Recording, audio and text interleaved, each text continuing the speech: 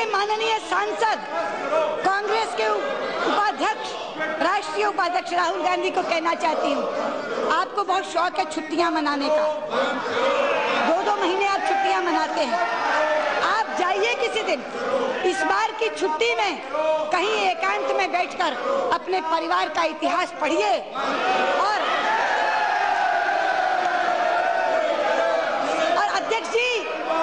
अध्यक्ष जी, मैं कहना चाहूंगी, उन्हें कहिए अकेले में बैठकर क्वात्रोची से शहरयार तक के सारे काले कारनामे जो उस इतिहास में दर्ज हैं, उनको पढ़ें और लौटकर पूछें, मम्मा क्वात्रोची के उससे हमने कितना पैसा लिया था। पूछें, मम्मा 15,000 के हत्यारे को, एंडरसन को डैडी ने क्यों छुड़वाया था। और पूछें कि एंडरसन को छोड़कर शहरयार को लाकर उन्होंने एक क्विड प्रो को क्यों किया था। मैं बताना चाहती हूँ खड़गे जी, जो क्विड प्रो को आप कह रहे हैं, इसे कहते हैं क्विड प्रो को। जब एंडरसन को छुड़वाकर शहरयार को लाया जाता है, ये परिभाषा है quid pro quo. QUID quid, PRO pro, QUO quo, इसे कहते हैं क्विड प्रो को। सुषमा स्वराज ने कोई क्विड प्रो को नहीं किया। आप मुझसे पूछते हैं 7 सवाल। आपने मुझसे कहा कि चिदम्बरम की कॉरेस्पॉन्डेंस आप शाया क्यों नहीं करती, आप पब्लिक क्यों नहीं करती। अध्यक्ष जी, चिदम्बरम ने कोई चिट्ठी एमईए को बताई हो तो मैं शाया करूं। आज मैं देश को बताना चाहती हूँ, चिदम्बरम ने अपनी एक भी चिट्ठी एमईए को नहीं दी और एमईए को बाईपास करके वो चिट्ठी लिखते रहे अपने समकक्ष विदेश मंत्री ब्रिटिश, जिसको कहते हैं chancellor of exchequer, chancellor of exchequer को चिट्ठी लिखते रहे। हमें तब पता, उनके वित्त मंत्री, ब्रिटेन के वित्त मंत्री जो इनके समकक्ष हैं, वहाँ चांसलर ऑफ एक्सचेकर कहते हैं उसे, उसको इन्होंने पत्र लिखा। जब उसका जवाब आया प्रोटोकॉल के तहत विदेश मंत्रालय में, तब हमें पता चला चिदम्बरम ने कोई चिट्ठी लिखी थी। और क्या लिखी कि आप उसको डिपोर्ट कर दो। चांसलर एक्सचेकर ने कहा कोई हमारे पास रास्ता डिपोर्टेशन का नहीं है, आप एक्स्ट्राडिशन की रिक्वेस्ट डाल दो। दोबारा फिर चिट्ठी लिख दी कि एक्स्ट्राडिशन नहीं चाहिए, डिपोर्टेशन चाहिए। आप जानती हैं देश की साख कितनी गिरी। चिदम्बरम के चिट्ठी का जवाब तक देना गवारा नहीं समझा वहां के वित्त मंत्री ने। उसने वो चिट्ठी, वहां के वित्त मंत्री ने वो चिट्ठी विदेश मंत्रालय को दे दी कि ये तो ऐसी चिट्ठियां लिखता रहता है, अपने राज्य मंत्री को कहो भारत के विदेश राज्य मंत्री को चिट्ठी लिख दें। और ये चिट्ठी है मेरे पास जो परनीत कौर को आई। वित्त मंत्री की चिट्ठी का जवाब उनके विदेश राज्य मंत्री अपनी समकक्ष परनीत कौर को देते हैं। ऑसबॉर्न ने जवाब देना बंद कर दिया, उनको लगा ये लगातार ऐसी चिट्ठियां लिखते रहते हैं। कौन सा पत्राचार, कौन सी कॉरेस्पॉन्डेंस।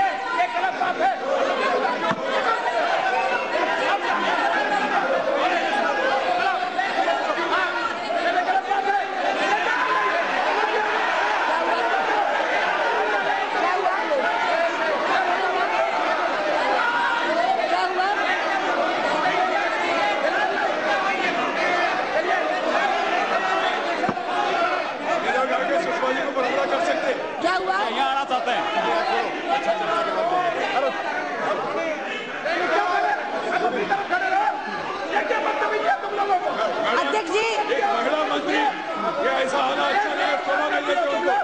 मैं रिक्वेस्ट कर रहा हूँ, आप लोग अपनी जगह पे जाइए, बैठ जाए, सब लोग बैठ जाए, प्लीज बैठ जाए, पूरा होने दीजिए, अच्छा हो रहे। खड़गे जी, एक महिला मंत्री जवाब दे रहे, ऐसा मत करिए। आपका लोग आके यहाँ कुछ हमला करे तो अच्छा नहीं होगा, शोभा नहीं देगा। आपका संसद सदस्य यहाँ आके महिला मंत्री के सामने कुछ करे, अच्छा नहीं होगा।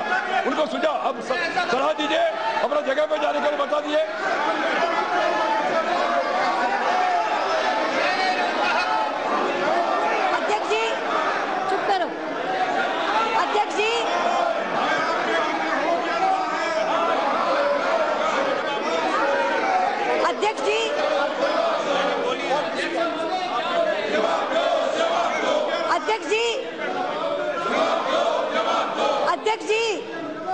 17 जुलाई को ये चिट्ठी वहां के चांसलर ऑफ एक्सचेकर को हमें मिलती है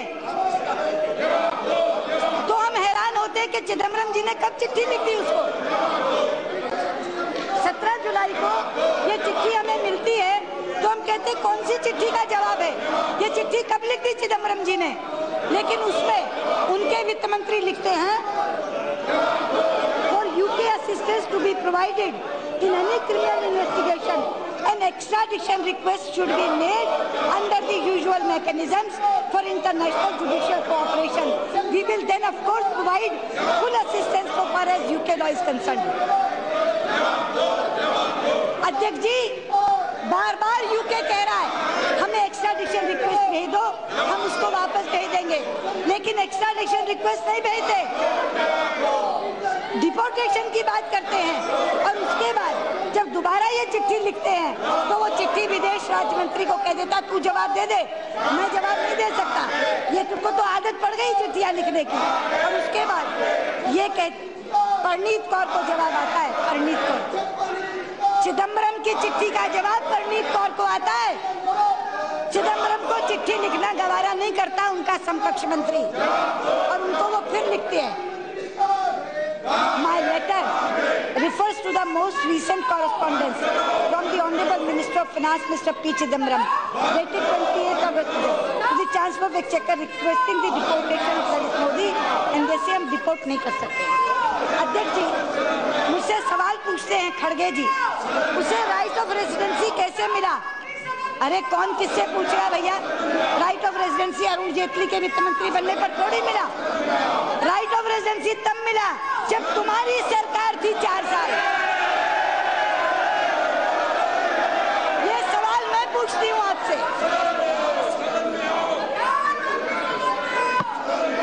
मैं प्रश्न करती हूँ आपसे, राइट ऑफ रेजिडेंस उसे क्यों मिला ये आप बताओ ना, आप मुझसे क्यों पूछते हो? इसके बाद पूछते हैं अपील क्यों नहीं फाइल की गई? अपील क्यों नहीं फाइल की गई? अपील इसलिए नहीं फाइल की गई, अपील इसलिए नहीं फाइल की गई क्योंकि जो केस यहाँ डाला गया था वो इस कारण से खारिज हुआ कि ईडी 4 साल तक निष्क्रिय रहा, उसने कोई कार्रवाई ललित मोदी के खिलाफ। अध्यक्ष जी ये जजमेंट में से पढ़ रही हूँ। We find that on the basis of the material available on record, the complaint under section 16(3) of SEMA, which was registered on 16/9/2010, has been followed by a show cause notice dated 29/2010, which essentially requires the appellant to show cause as to why an inquiry should not be held. The matter has not progressed beyond that stage. Show cause notice देने के बाद 4 साल तक 1 inch भी case नहीं खिसका। कौन दोषी है? कौन दोषी है?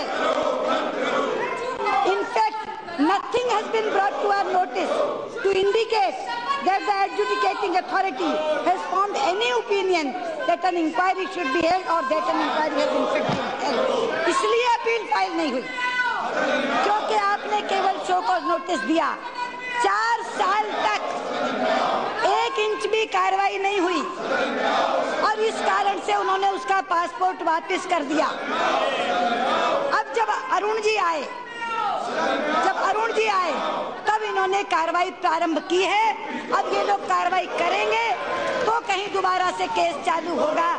और मैं आपको बता दूं, जहाँ तक एमईए का सवाल है, 3 तरह के केसेस होते हैं। एक केस होता है जो हम खुद फाइल करते हैं, जो पासपोर्ट का ऑफेंस होता है, उसमें अगर हम हार जाते हैं तो अपील हम करते हैं। एक होता है जहाँ ईडी एफआईआर करता है, वहाँ अगर हम किसी ईडी के कारण हार जाते हैं तो वो हमें कहते हैं अपील करें। तीसरा सीबीआई का होता है, अगर सीबीआई केस हार जाती है और हमें कहती है तो हम अपील करते हैं। सीबीआई 2 केस कोयला घोटाले में हारी, किसमें? कोयला घोटाले में। सीबीआई ने हमें नहीं कहा अपील दायर नहीं। तो मैं आपसे कहना चाहती हूँ अपील फाइल नहीं हुई, आपके आपके कारण, राइट ऑफ रेजिडेंसी उसे मिला आपके कारण, वापिस वो क्यों नहीं लाया जा सका? आपके कारण, क्योंकि आपने एक्स्ट्राडिशन रिक्वेस्ट नहीं डाली। आप मुझसे पूछते हो कि मैंने उसकी मदद की। अध्यक्ष जी, 38 साल से राजनीति में हूँ, 38 इयर्स, 38 साल से जिस मर्यादा और संयम से राजनीति की है वो तपस्या जैसी चीज होती है, तपस्या जैसी। आप साक्षी रही हैं मेरे राजनीतिक सफर की। एक तिल भर दाग नहीं लगा मेरे दामन पे, एक तिल भर दाग धब्बा नहीं लगा। आज जीवन के इस पड़ाव पे आकर के मैं अपनी तपस्या भंग करूंगी? ये मुझसे किन चीजों का सवाल मांग रहे हैं? इन सारी चीजों के गुनहगार ये स्वयं हैं। खड़गे जी, आपके सातों के सातों सवाल का जवाब ये है, चिदम्बरम ने कोई चिट्ठी मुझे नहीं लिखी एमईए को जो मैं शाया करती। आपने एक्स्ट्राडिशन रिक्वेस्ट नहीं डाली, यूके कहता रह गया, लेकिन आपने नहीं डाली। आपके ईडी ने कोई कार्रवाई नहीं की, 4 साल तक वो चुपचाप करके बैठे रहे। और क्यों बैठे रहे ये भी बता दूं। इस केस पर कांग्रेस नेतृत्व बटा हुआ था।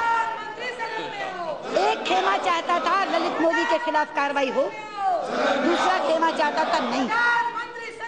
जो चाहता था कार्रवाई हो उसका नेतृत्व चिदम्बरम स्वयं कर रहा था। उस खेमे में और कोई नहीं था, वो अकेले थे। इसलिए वो कोई भी प्रक्रिया नहीं निभाना चाहते थे।